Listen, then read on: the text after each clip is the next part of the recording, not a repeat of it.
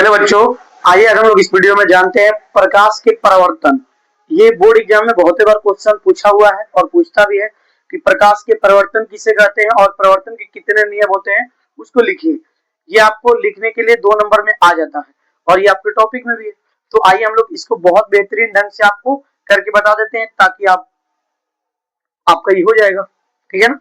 आइए देखिए, प्रकाश के परावर्तन, reflection of light, class 10th का एक टॉपिक है। ठीक है ना। अब बहुत इंपॉर्टेंट टॉपिक है। देखिए, प्रकाश के परावर्तन क्या, जब प्रकाश की किरण किसी चिकनी चमकदार सतह जैसे दर्पण से टकराकर वापस उसी माध्यम में लौट जाती है तो इस घटना को प्रकाश का परावर्तन कहते हैं। यानी कहने का मतलब ये हुआ कि जब कोई प्रकाश की किरण किसी प्रकाश स्रोत से निकल कर आती है और किसी चिकनी चमकदार सतह, अपारदर्शक सतह से टकरा जाती है और टकरा कर पुनः वापस उसी माध्यम में लौट जाती है, इस घटना को हम क्या बोलते हैं, प्रकाश का परावर्तन बोलते हैं। आपको बहुत बेहतरीन ढंग से समझ में आया होगा। अपारदर्शक सतह होना चाहिए। सतह कैसा होना चाहिए, अपारदर्शक सतह, अपारदर्शक जिससे प्रकाश आर पार नहीं हो। ठीक ना। तो अब देखिए, जैसे कि यहाँ पे ये आपतित किरण है, ये चिकनी आपका अपारदर्शक सतह बनाया गया है जिसपे यहाँ पे आती है प्रकाश की किरण, टकराती है और टकराकर इधर वापस लौट जाती है। तो जो लौटती है ना उसको परावर्तित किरण कहते हैं। ठीक है ना। और जो आ रही होती है उसको आपतित किरण। और यहाँ पे जो होता है ना बिंदु, ये इसको आपतन बिंदु बोलते हैं।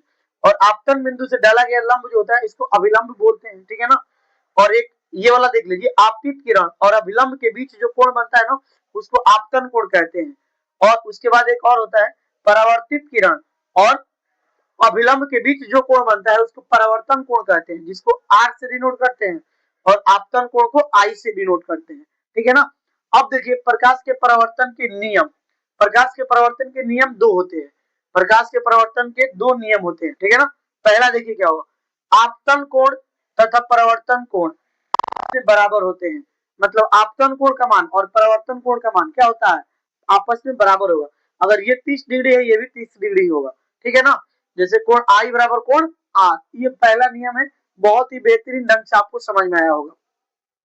दूसरा नियम देखिए, आपतित किरण, परावर्तित किरण, आपतित किरण, परावर्तित किरण तथा आपतन बिंदु से डाला गया लंब तीनों एक ही तल में स्थित होते हैं। ये नियम नंबर दूसरा है। प्रकाश के परावर्तन का नियम नंबर दूसरा कि आपतित किरण, परावर्तित किरण तथा आपतन बिंदु से डाला गया लंब तीनों एक ही तल में होता है। ये आपका दूसरा नियम होता है। बहुत ही प्यारा नियम है, आपको तुरंत याद हो जाएगा। देखिए, हम पहले हम क्या बताया आपको, प्रकाश के परावर्तन के 2 नियम हुए थे। पहला नंबर क्या होता है, आपतन कोण परावर्तन कोण के बराबर होता है। पहला बात हो गया। आपतन कोण तथा परावर्तन कोण आपस में क्या होते हैं, बराबर होते हैं। मतलब एक 30 डिग्री का है, दूसरा भी 30, एक 45, दूसरा भी 45। तो ये पहला नियम हो गया।